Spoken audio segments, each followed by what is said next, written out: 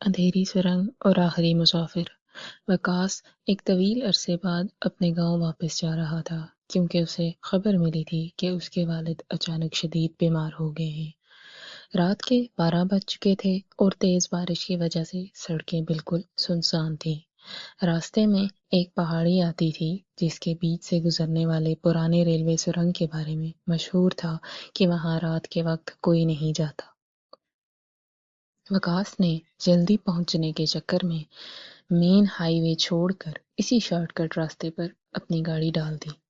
جیسے ہی وکاس سرنگ کے دہانے پر پہنچا، تیز بارش میں اسے سڑک کے کنارے ایک لڑکی کھڑی دکھائی دی جس نے سفید رنگ کا لباس پہن رکھا تھا۔ اس نے ہاتھ ہلا کر گاڑی روکنے کا اشارہ کیا۔ عام طور پر وکاس ایسی سنسان جگہوں پر گاڑی نہیں روکتا تھا، لیکن اتنی خوفناک رات میں ایک اکیلی لڑکی کو دیکھ کر اس کے دل میں رحم آ گیا۔ اس نے گاڑی روک دی۔ لڑکی خاموشی سے پچھلی سیٹ پر بیٹھ گئی اور اس نے بس اتنا کہا، مجھے سرنگ کے دوسرے پار چھوڑ دیں۔ گاڑی اندھیری اور لمبی سرنگ کے اندر داخل ہوئی تو ماحول میں ایک عجیب سا اسرار اور ٹھنڈک پھیل گئی۔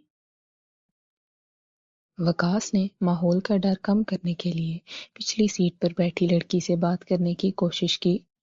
آپ اتنی رات کو یہاں اکیلی کیا کر رہی ہیں؟ لڑکی نے کوئی جواب نہیں دیا۔ وہ بس سر جھکائے خاموش بیٹھی رہی۔ وکاس نے جب گاڑی کے فرنٹ مرر میں پیچھے دیکھا تو اس کے جسم میں خوف کی ایک لہر دوڑ گئی۔ شیشے میں پچھلی سیٹ بالکل خالی نظر آ رہی تھی، لیکن جب اس نے گردن گھما کر پیچھے دیکھا تو لڑکی وہاں بالکل خاموش بیٹھی تھی۔ خوف کے مارے وکاس کے ہاتھ سے اسٹیئرنگ چھوٹنے لگا۔ اس نے گاڑی کی رفتار بڑھا دی۔ اسی لمحے گاڑی کا ریڈیو خود بخود آن ہو گیا اور اس میں ایک پرانی خبر نشر ہونے لگی۔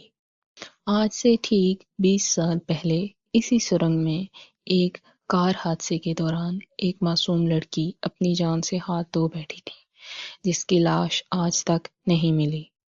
یہ سنتے ہی وکاس نے بریک لگانے کی کوشش کی، لیکن گاڑی کی بریک فیل ہو چکی تھی اور گاڑی کی رفتار خود بخود بڑھتی جا رہی تھی۔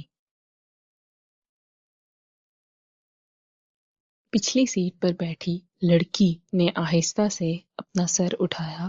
اس کا چہرہ بالکل سفید تھا، اس کی آنکھوں سے خون بہہ رہا تھا۔ اس نے ایک ڈراؤنی اور گونجتی ہوئی آواز میں کہا، 20 سال پہلے میرے والد بھی مجھے ہسپتال لے جا رہے تھے، لیکن انہوں نے جلدی کے چکر میں اس سرنگ کا شارٹ کٹ لیا اور ہماری گاڑی تباہ ہو گئی۔ آج تم بھی وہی غلطی کر رہے ہو۔ وکاس نے روتے ہوئے چیخنا شروع کر دیا اور خدا سے اپنے گناہوں کی معافی مانگنے لگا، کیونکہ سامنے سرنگ کی دیوار بالکل قریب آ چکی تھی اور ٹکراؤ یقینی تھا۔ ایک زوردار دھماکہ ہوا، لیکن کوئی درد محسوس نہیں ہوا۔ وکاس نے آہستہ سے آنکھیں کھولیں تو وہ حیران رہ گیا کہ اس کی گاڑی سرنگ سے باہر سڑک کے کنارے بالکل صحیح سلامت کھڑی تھی اور صبح کا سورج نکل رہا تھا۔ پچھلی سیٹ پر کوئی نہیں تھا، لیکن وہاں ایک پرانی دھندلی تصویر پڑی ہوئی تھی جس میں وہی لڑکی اپنے والد کے ساتھ ہنس رہی تھی۔